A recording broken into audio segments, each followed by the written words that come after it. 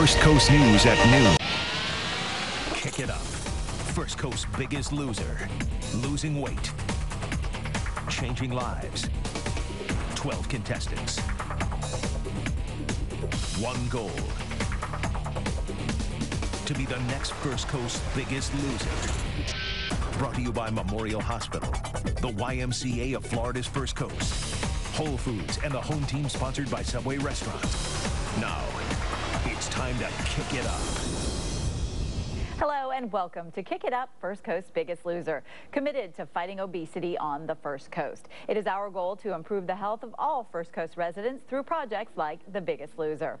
Our contestants are getting into their workout routine, eating healthier, and learning to change their lifestyles. Memorial Hospital is a major partner for our Biggest Loser program, and joining us from Memorial Hospital today is Dr. Sivas. Thanks so much for joining us. Thank you for having me, Jennifer. Of course, obesity can lead to all kinds of problems. Tell us how it can change your entire lifestyle and outlook. I think the first part about obesity is it's very pleasurable. It is wonderful getting fat because you eat foods that are very pleasurable to eat. Right. But at some stage, that pleasure turns into a negative consequence. And the first thing that happens is there are restrictions on your quality of life. If you can't cross your legs anymore, if you can't fit into your clothes, if you can't fit into a booth at a restaurant, those become inhibiting and restrictive to your life. And then as a consequence of some of that excess weight, your health starts suffering as well. You start getting hypertension and diabetes, and you don't sleep as well, and your joints start hurting and aching. So once the pleasure of eating transitions into a restriction in your quality of life and quality of health, then that excess weight becomes a deleterious impact. And you need to start doing something about it. Yeah, you need to raise the red flag and do something about it. What if somebody is obese, continues to gain weight? What are their risks for shortening their life? The first most impactful thing that I talk about at our seminars at Memorial Hospital is that, on average, people who are looking at a surgical option have 50 to 80 pounds or more to lose. Their expected lifespan is around 56 years. Wow. Which is an incredibly short period of time. Yeah. And they don't just suddenly die.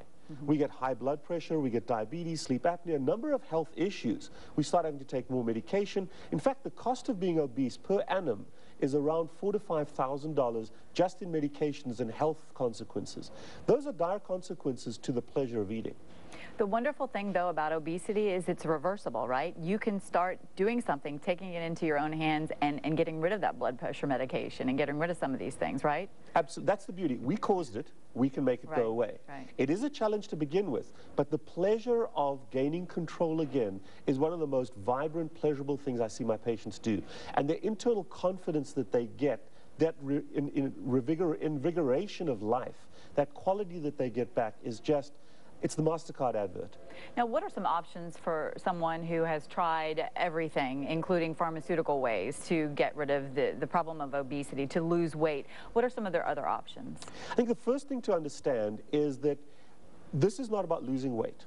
Any procedure, any weight loss program, any diet will help you to lose weight. But you said at the beginning of the show, and it's so important that people understand this, if you don't change the lifestyle or the behavior pattern that caused the obesity in the first place, nothing that you do will really help.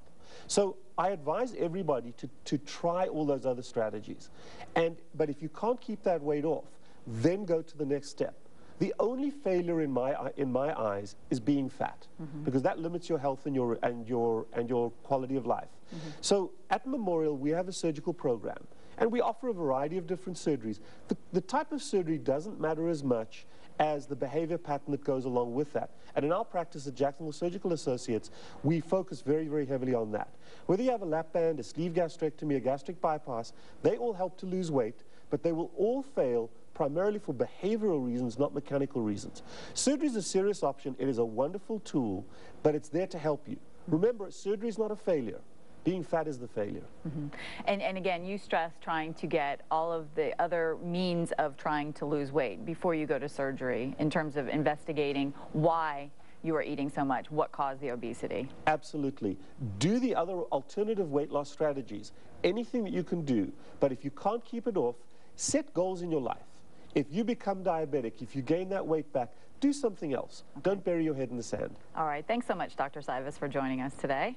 Thank you very much. And thank you for joining us. Don't miss our First Coast Biggest Loser show Saturday mornings at 9:45 on WTLV, and follow along on our website at kickitupfirstcoast.com. It's time for everyone to kick it up.